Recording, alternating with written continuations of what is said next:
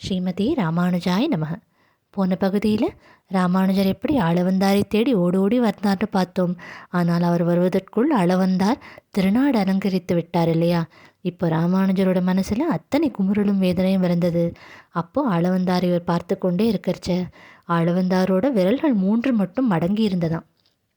இப்போ இதை ராமானுஜர் பார்க்கிறார். அப்போ அருகில் சீடர்கள்லாம் இருந்தா இல்லையா, அவர்களிடம் கேட்கிறார், ஆச்சாரியனுடைய விரல்கள் இப்படித்தான் இருந்தனவான்னு கேட்க அவர்களும் இல்லையேன்னு சொன்னார்.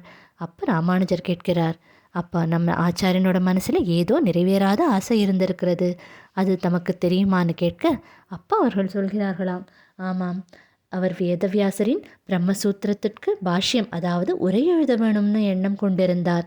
அது மட்டுமல்ல, நம்மாழ்வாரான மாறன் சடகோப்பன் மீது நீங்காத பக்தி கொண்டிருந்தார். அதனால் தகுதியுள்ளவருக்கு அவருடைய திருநாமத்தை சூட்ட வேணும்னு எண்ணியிருந்தார். அது மட்டுமா, பராசர பட்டரின் திருநாமத்தையும் வேதவியாசரின் திருநாமத்தையும் அதற்கு தகுதியானவர்களுக்கு இட வேணும்னு எண்ணியிருந்தார்னு சொல்ல இப்போ ராமானுஜரும் உறுதிமொழி ஏற்கிறாராம். என் ஆச்சாரன் அனுகிரகம் இருந்தால், என் பகவானின் ஆசி இருந்தால், என் ஆயுள் இருந்தால் இதையெல்லாம் நான் நிச்சயமாக செய்து முடிப்பேன்னு சூளுரைக்கிறார். இப்போ ராமானுஜரோடைய இந்த வார்த்தையை கேட்கும் வரை சூஷ்ம ரூபத்தில் ஆளவந்தார் அங்கிருந்தார் போலும். அதனால் அவர் சொன்ன உடனே மனமகிழ்ச்சியோடு கிளம்பி விட்டாரோ என்னவோ, அந்த 3 விரல்களும் விரிந்தன. இப்போ இந்த காட்சி அங்கே இருந்தவர்களெல்லாம் பார்த்து அவ்வளவு ஆனந்தம் புலங்காகிதமானது. அப்போ அவர்களுக்கெல்லாம் புரிந்துவிட்டது, நம் ஆச்சாரியன் சொன்னது போல் அதற்கு அடுத்தபடியாக இவர்தான் நம்மையெல்லாம் உய்யவிக்க வந்தவர் அப்படின்னு எல்லோரும் ராமானுஜரை கொண்டாட தொடங்கினார்கள். ஆனால் அப்போ அதையெல்லாம் ஏற்கிற நிலமில் ராமானுஜர் இல்லை, நேராக மறுபடியும் காஞ்சிக்கு ஓடி வந்தார். திருக்கச்சி நம்பிகளும் அங்கு நடந்ததெல்லாம் சொல்லி கண்ணீர் விட்டு அழுதார். திருக்கச்சி நம்பிகள் அவரை தேற்றினார். அப்போது இவர்கள் இருவருக்கும் இடையில நிறைய உரையாடல்கள்லாம் நடக்கும் இல்லையா?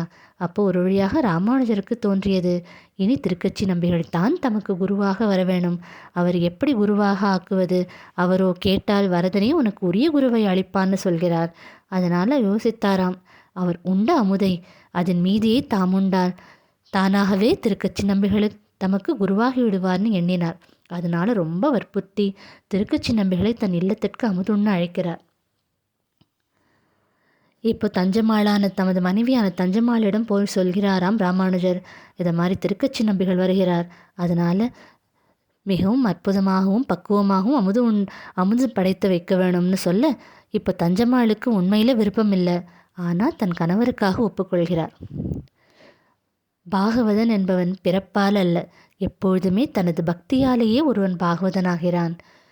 எவ்வளவு அரக்க குலத்தில் பிறந்தாலுமே பிரகலாதன் உன்னதமான பாகவதன்தான். எவ்வளவு உயர்ந்த குலத்தில் பிறந்தாலும் எவனொருவனுக்கு பக்தி இல்லையோ, எவனுடைய கர்மங்கள் எல்லாம் உன்னதமாக இல்லையோ அவர்கள் அரக்கர்களுக்கு சமந்தான். ஒருவனுடைய பிறப்பு அவன் யார் என்பதை தீர்மானிப்பதில்லை, ஒருவனுடைய பக்தியும் அவனுடைய கர்மங்களும் தான் அவனை உயர்த்துகிறது. இந்த உண்மை அப்பொழுது தஞ்சம்மாளுக்கு புரியவில்லை. ஏன்னா பகவானுக்கு முன்னாடி எல்லோரும் ஒன்றுதான். அவனுக்கு தேவையெல்லாம் உண்மையான பக்தி தான். அது எங்கிருந்தாலும் ஓடிப்போவான். அவன் ராமனாக வந்தவன் தான் ஆயர் குலத்தில் கண்ணனாகவும் வந்து நம்மோடு இருந்தான் இல்லையா? ஏற்ற பிரிவுகளெல்லாம் அவனுக்கு கிடையாது, அவன் பக்தர்களுக்கும் கிடையாது. ஆனால் இந்த உண்மையெல்லாம் அவளுக்கு அப்பொழுது விளங்கவில்லை போலும். அதனால் அவள் அப்பொழுது அந்த பாகுபாடையெல்லாம் பிறப்பாலேயே பார்த்து கொண்டிருந்தாள். அதனால் அவளுக்கு இது பிடிக்கவில்லை என்றாலும் ராமானுஜர் சொன்னாரேன்னு ஒத்துக்கொள்கிறாராம். அப்போது அமுதெல்லாம் தயாராக இருந்தது.